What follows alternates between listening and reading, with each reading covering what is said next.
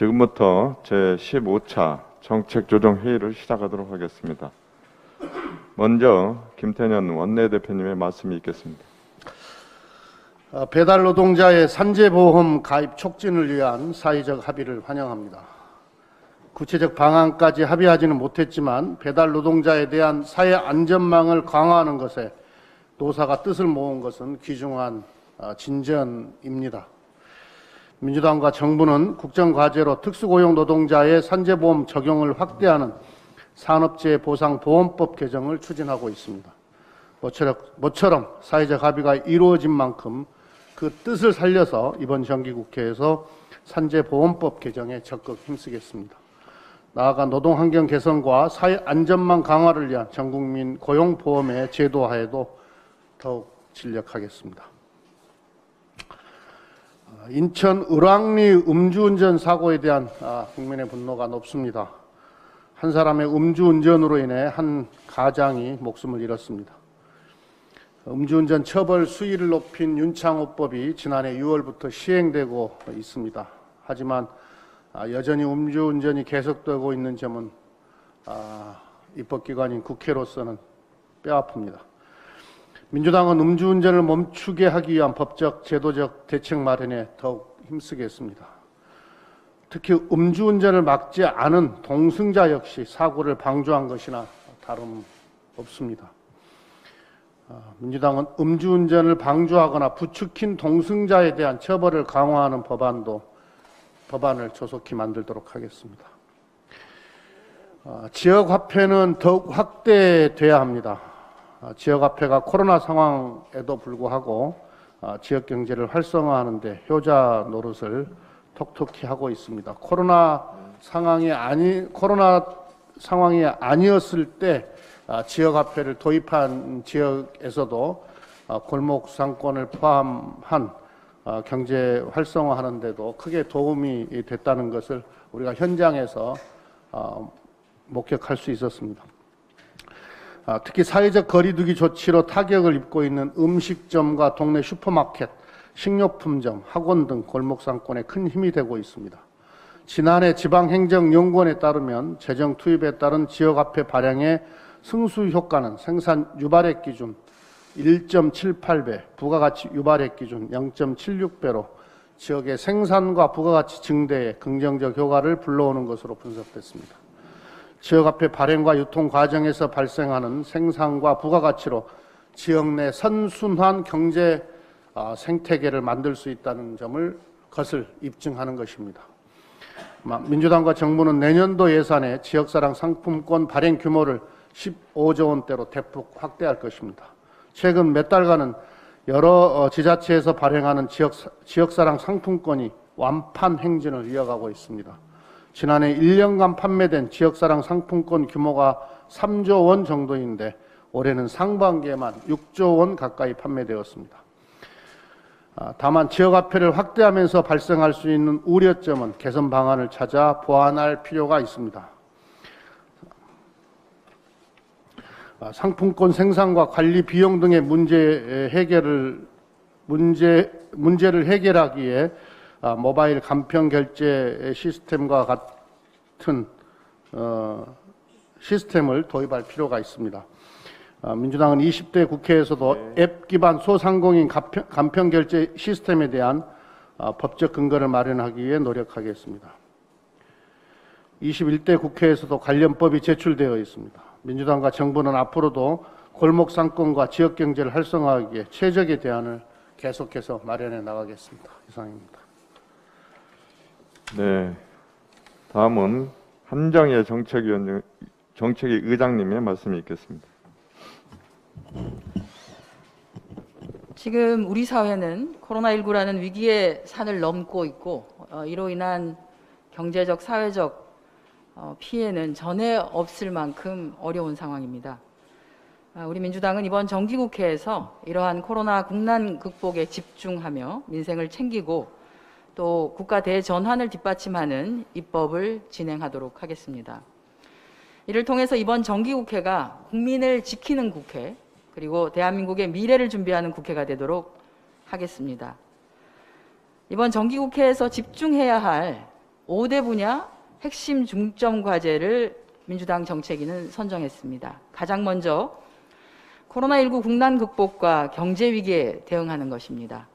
공공의료, 방역 체계의 강화, 그리고 소상공인의 피해 지원 등으로 집중할 것입니다. 또 하나는 민생경제 활성화에도 주력하겠습니다. 노동 존중, 복지와 돌봄, 국민 안전 등 민생경제 활성화를 위한 법안 통과에도 만전을 기하겠습니다. 위기의 산을 넘어 미래시대 전환을 위한 디지털, 그린, 사회적 뉴딜 실현을 위한 입법이 제대로 진행될 수 있도록 뒷받침하겠습니다. 공정경제, 일하는 국회, 권력기관 개혁 등 국정과제의 실현으로 개혁과제를 또한 탄탄하게 마무리하도록 하겠습니다. 무엇보다도 여야 이견이 없는 총선 공통공약과 공동정책의 입법을 서둘러서 국민을 대변하는 대의기구로서의 국회 본연의 의무를 다하도록 하는 그런 정기국회를 만들어가겠습니다. 지난 15일에 대법원이 디지털 성범죄의 양형기준안을 발표하고 의견을 듣고 있습니다. 그동안 디지털 성범죄에는 양형기준이라고도 할 것이 없어서 어찌 보면 아동 성착취 영상 사이트 웰컴 투 비디오의 운영자는 1년 6개월의 선고를 받았고 지난해 검거된 이용자 235명 중 상당수는 선고유예 또는 벌금형에 그쳤습니다. 디지털 성범죄에 대한 몰이해와 무관심의 토양 위에서 온 국민을 깊이 분노하게 하는 N번방이 자라난 것입니다. 이번 양형기준안, 디지털을 이용한 성착취, 성범죄 차단의 실효성이 높아져서 앞으로는 솜방망이 처벌이라는 단어 자체가 사라지도록 해야 할 것입니다. 우리 민주당은 디지털 성범죄 및 성범죄 대책 관련해서 정책 수립과 입법에도 박차를 가해 더욱더 안전한 사회를 만들기에 최선을 다하도록 하겠습니다. 개천절 집회 시위 관련해서 좀 말씀드리겠습니다. 어제 몇몇 분들이 헌법에 보장되어 있는 집회 시위의 자유를 보장하라며 집회 신고를 한 것으로 알고 있습니다. 하지만 헌법 그 어느 곳에도 공공의 안녕이나 국민의 건강 또는 생명을 위협하는 것이 집회 시위의 권리라고 명시해 놓지 않았습니다. 그래서 제안을 좀 드리고 싶습니다. 우리 사회가 지금 비대면으로 모든 것이 진행되고 있는데요. 어차피 외부에서 모인다고 하여도 100명 이상 모이실 수가 없습니다. 100인 정도가 모이셔서 집회와 시위를 하실 거면 온라인 비대면 집회와 시위를 진행하는 것은 어떤가? 집회를 하시는 분도 안전하고 그 집회를 바라보시는 분도 안전할 거라고 생각합니다. 물론 국민도 더욱더 안전해지겠죠. 온라인 비대면 집회, 시위 제안드립니다. 이상입니다. 예, 다음은 김영진 원내수석님의 말씀이 있겠습니다. 네, 극우단체 개천절 집회 관련해서 말씀드리겠습니다. 영국 가디언지가 코로나로 인한 사망률이 낮은 한국은 경제적 타격도 전 세계에서 가장 적은 수준이라고 보도했습니다. 미국 경제 전문지인 포브스는 한국이 코로나19 100대 안전국가 중 3위라고 보도한 바도 있습니다. 우리나라가 코로나 팬데믹 속에서 방역과 경제의 두 전선을 잘 지켜내고 있음을 보여주는 실증 보도입니다. 경제적 어려움과 생활 불편에도 사회적 거리 두기를 잘 실천해 주신 국민 여러분 덕분입니다. 그러나 전 국민적 방역 전선에 구멍을 내려는 집단이 있어 걱정스럽습니다. 광화문 집회로 코로나 재확산을 불러온 구구단체가 개천절 집회를 강행하겠다고 재차 밝혔습니다. 개천절 서울 시내 집회 신고 건수가 자그마치 435건에 달합니다. 민주당과 정부에서 집회 자체를 집회 자제를 여러 차례 호소드렸음에도 일말의 반성도 없이 또다시 개천절 집회를 강행하려는 극우단체의 파렴치한 행태에 분노를 금할 수 없습니다. 이전 광화문 집회로 인한 감염자 수가 어제 현재 585명에 이르고 막대한 사회 경제적 피해가 발생했고 지금까지도 국민의 건강과 보건이 위협받고 있습니다. 민주당과 정부는 개천절 집회에 대해 국민의 생명과 건강을 수호하는 국민 안보 차원에서 단호히 대응하겠습니다. 정부는 법과 공권력이 살아있다는 것을 보여주길 강력히 요청합니다. 아울러 민주당은 개천절 집회에 반대하는 국민적 노 캠페인을 제안드립니다. 이미 전세버스 운송사업조합에서 개천절 집회 참가 목적의 임대 운행을 거절하기로 했습니다. 개천절 집회를 반대하는 국민들께서는 온라인 댓글과 해시태그 달기에 동참해 주시길 바랍니다. 네, 다음은 제6정조위원장이신 김성조 의원님의 말씀이 있겠습니다. 예, 방역은 정치가 아닙니다. 정쟁이 대상이 될 수도 되어서도 안 됩니다. 우리는 코로나19라는 신종 감염병과 전쟁을 치르고 있습니다. 온 국민의 생명이 달린 문제이기도 하고 경제의 사활이 걸린 문제입니다. 그런데 국회는 연일 법무장관의 아들 병가 시비로 다투고 있고 급기야 싸움은 백신 접종으로 번지고 있습니다. 여야 모두 민생을 소리 높여 외치지만 국채를 발행해 세운 추경안에 대한 깊은 심의는 찾아볼 수 없습니다. 야당의 원내대표는 정확도가 떨어지는 신속 진단 키트를 사용하자고 제안하고 전문가들이 이구동성으로 무의미하다고 얘기하는 전국민 독감 백신 접종을 주장하고 어느 야당 의원은 0.07%로 나온 항체 조사 결과를 신뢰할 수 없다며 정치 방역을 거론하기에 이르렀습니다. 전국민 독감 백신 접종이 실효성이 없다는 것이 밝혀지자 이제는 1,100만 명분의 백신을 무료 접종으로 전환하자고 합니다. 무료 접종을 더 확대할 수는 있습니다. 백신 접종비는 보건소는 약 10,000원, 민간 병원은 최고 30,000원을 예상합니다. 그런데 어떻게 1,100만 명을 선별할 겁니까? 나이로 자를 건가요? 아니면 소득으로 구분할 겁니까? 아니면 선착순으로 해야 됩니까? 만약에 1,100만 명을 골랐다면 그 나머지 국민들은 어떻게 독감 백신 접종을 받아야 할까요? 없는 백신을 어디서 구합니까? 그리고 국회의원은 무료 접종 대상에 포함해야 합니까? 그것에 대해 야당은 답해야 합니다. 백신은 과학입니다. 방역에 전혀 도움이 되지 않는 헛 논쟁을 중단합시다.